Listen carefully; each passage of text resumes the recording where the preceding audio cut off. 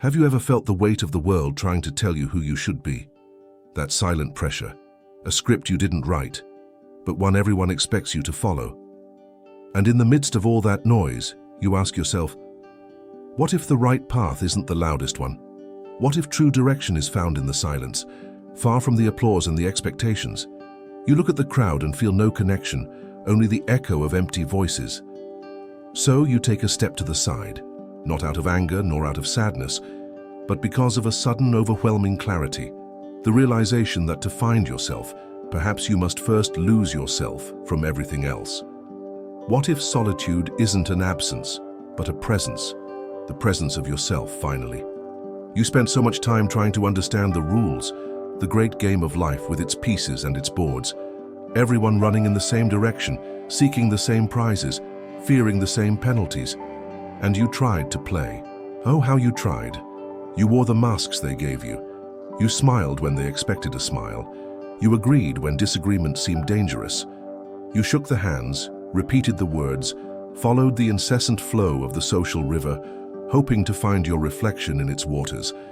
But what you saw wasn't you. It was an actor playing a well-rehearsed role, a skillful echo, but with no sound of its own. Every victory felt hollow, every achievement, a new weight on your shoulders, a new chain disguised as a medal.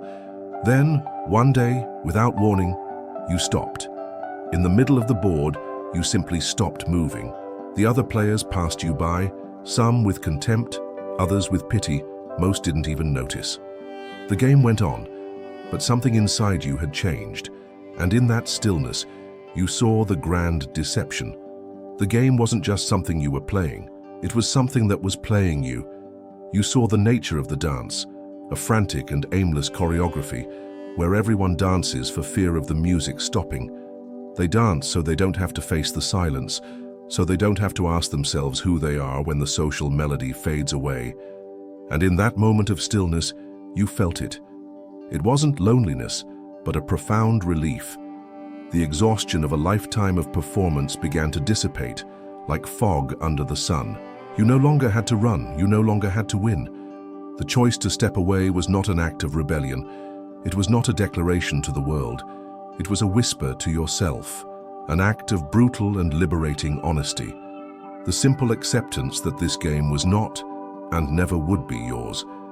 You began to untie the knots, the expectations, the obligations, the guilt, every thread that tied you to the script of others. It was a slow, silent, almost imperceptible process. No one saw the revolution that was happening inside your quietude, and while the world continued its noise, you found a new music in your silence, a subtle vibration, an inner resonance that had always been there, muffled by the din. The compass that everyone seeks on the outside began to turn within you. The man who walks alone isn't running from anything. He has just stopped chasing what he never wanted. He didn't abandon the world. He abandoned the illusion that he needed its approval. And by leaving the board behind, he discovered that the real world was so much bigger. The fear of silence is the fear of one's own reflection. People fill every second with noise, with conversations, with distractions, so they don't have to face the vast inner space. They fear that in the emptiness they will find nothing but emptiness itself. But you walked toward this supposed void. You left behind the constant hum of validation, and what you found was not absence. It was an overwhelming presence, the sound of the wind, the rhythm of your own breath, the silent pulse of existence. At first, the quiet is uncomfortable. It's like entering a dark room after being in the sun for a long time. Your eyes, or rather your soul, need to adjust. The echoes of old voices still resonate. The ghosts of expectations still dance in the shadows, testing your resolve to remain still. But you persist. You breathe deeply into the silence, and slowly the real music begins to emerge. Not the fabricated melody of the world, but the organic symphony of being. You begin to hear the thoughts that are truly yours, not the ones that were planted there. It is in this space that clarity blossoms. Away from the opinions of others, you become your own mirror. There are no more distortions, no more flattering angles, just the raw, honest, and sometimes frightening image of who you are, without the props, without the social armor. And you asked yourself the most terrifying and liberating question. If I am not the roles I play for others, then who am I? You realize that the solitude they so fear is actually a portal to a deeper connection. You are no longer connected to the noise, but to the source from which all sound emerges. You feel yourself a part of the tree, the cloud, the earth beneath your feet. This quietude becomes your strength, a calm power that needs no announcement. People may interpret your silence as weakness, as sadness, or as arrogance, but you know the truth. Your calm is the foundation from which you observe the chaos. Like a wolf that moves through the forest, you don't need a pack to validate your path. Your journey is not loud, it doesn't seek attention. It is guided by an instinct, an inner certainty that needs no translation or explanation. You simply know where to go. The silence has taught you how to truly listen, not just to the words, but to what vibrates behind them. You see the anxiety in others, the desperate search for something they can't even name, and you watch them without judgment because you have been in that same place. To walk alone is not to isolate yourself from the world. It is to isolate yourself from the noise that prevents you from seeing the world as it is. It is to find a place of unshakable peace, a silent center in the middle of the hurricane. And from this center, you connect with everything in a way you never imagined. When you stop asking others for directions, something extraordinary happens. You begin to feel the direction within yourself, an internal compass which was always there, rusted from disuse, covered by the dust of the opinions you once valued so much. At first, the needle trembles, uncertain. The mind, accustomed to external maps, doubts. Am I crazy? It asks. Everyone else is going that way, why am I turning here? It is the final test of your trust, the challenge of honoring your own perception. But you continue to follow this subtle vibration, this inexplicable feeling of yes in one direction and no in another. There is no logic, there is no proof. It is a wisdom that doesn't reside in the head, but somewhere deeper, in the center of your chest. And the more you trust this compass, the stronger it becomes. The needle stops trembling. It points with a firm and serene clarity. You stop fighting against the current, because you realize that you are the current, guiding your own course. The opinions of others become what they truly are, just the sound of the wind, sometimes a gentle breeze, other times a storm. But you are the mountain. The wind can howl around you, but it cannot move your foundation. For the first time, you understood that seeking validation is the same as giving away your freedom. And you are done being a prisoner. The freedom this brings is indescribable. The need to explain your choices disappears. You no longer need an alibi to be who you are. Your path is yours, and that is enough. The energy you once spent seeking approval is now used for living. The masks begin to fall one by one. The mask of the nice guy, the ambitious one, the indifferent one. They fall effortlessly, as there is no longer an audience for which you need to perform. The only spectator now is yourself, and you long for authenticity, not a performance. You begin to see yourself without filters, with your light and your shadows, your strengths and your frailties. And instead of judgment, you find acceptance, because this wholeness is what makes you real, much more so than the perfection you tried to project. This compass does not point to a final destination. It does not promise you a treasure at the end of the road. It simply points to the next authentic step. The journey ceases to be a straight line and becomes a dance with the present moment, a constant exploration of your own being.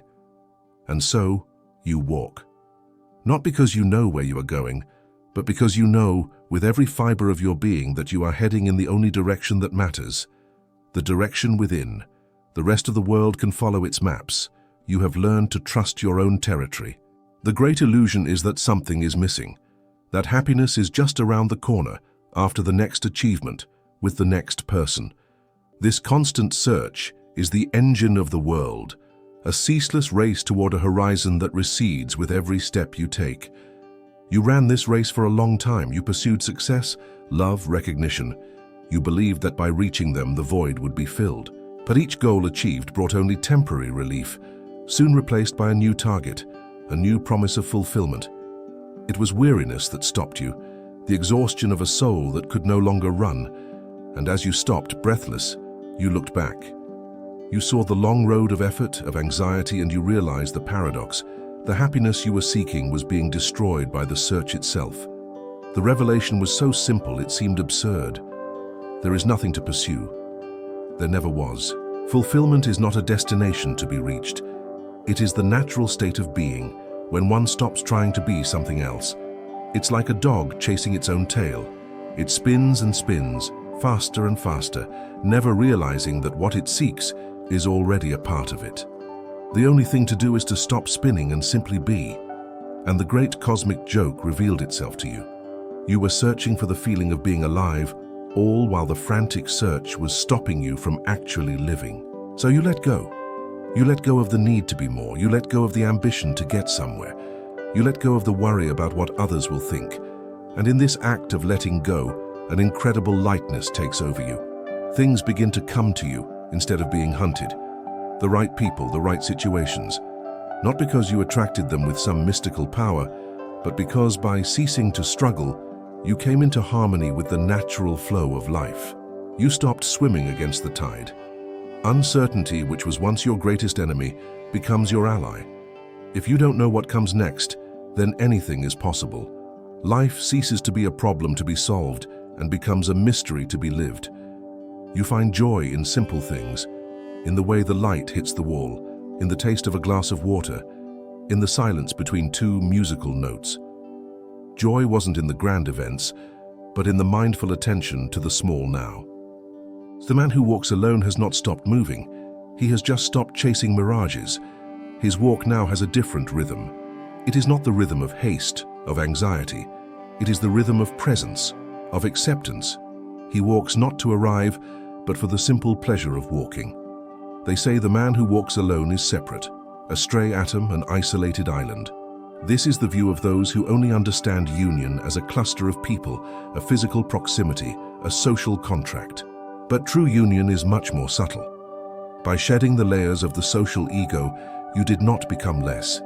You became more, less of an individual competing for space, and more of a conscious part of the whole. You had to step away from the crowd to finally feel humanity. After all, what is a wave? It appears to be a separate entity with its own beginning and its own end, but it is inseparable from the ocean. Its solitary existence is an illusion. It is, and always has been, the ocean itself manifesting. So are you. You felt like a lonely wave, struggling to maintain your form, afraid of breaking on the shore. But by accepting your path, by embracing the silence, you felt the vastness of the ocean that you are. The breaking is not the end, but a return to the source, and in that instant, your loneliness didn't just disappear, it became impossible. How can a wave be lonely when it is the entire ocean? Your solitude, then, is no longer an isolation. It is the understanding of your oneness with everything. You feel yourself in the stone, in the river, in the distant star. Separation was an idea, a mental concept that dissolved when you stopped thinking and started simply being. The power you now feel is not the power to dominate. It is not the force that imposes itself on others. It is the power of a tree. It makes no effort to grow. It does not scream at the sky or demand attention. It simply deepens its roots into the earth and reaches for the sun. Your presence becomes a silent invitation. People may not understand you, but they feel your peace. They are drawn to the calm that emanates from someone who wants nothing from them. No approval, no agreement, no energy. You become a mirror for them. In your silence, they are forced to confront their own noise. Some turn away, uncomfortable. Others, the braver ones, draw closer, curious about this freedom they have always sought in the wrong places. And you realize the final irony. In your effort to connect, you felt alone. And in your acceptance of solitude, you found the most genuine connection that exists. A connection that doesn't depend on words, but on a resonance from being to being. The man who walks alone has discovered the great secret. He is not truly alone. He is the universe walking, experiencing itself in a human form. And every step he takes on his solitary path is a step home. So, you continue to walk. No hurry, no destination. The path is no longer ahead of you, but unfolds beneath your feet with every step. The fear of loneliness has turned into a love for silence, and the search for answers has given way to the beauty of living with the questions. You have nothing left to prove, not even to yourself. The world goes on with its game, its promises and its noises, but now you hear it all from a different place. You are like the mountain that watches the clouds pass by.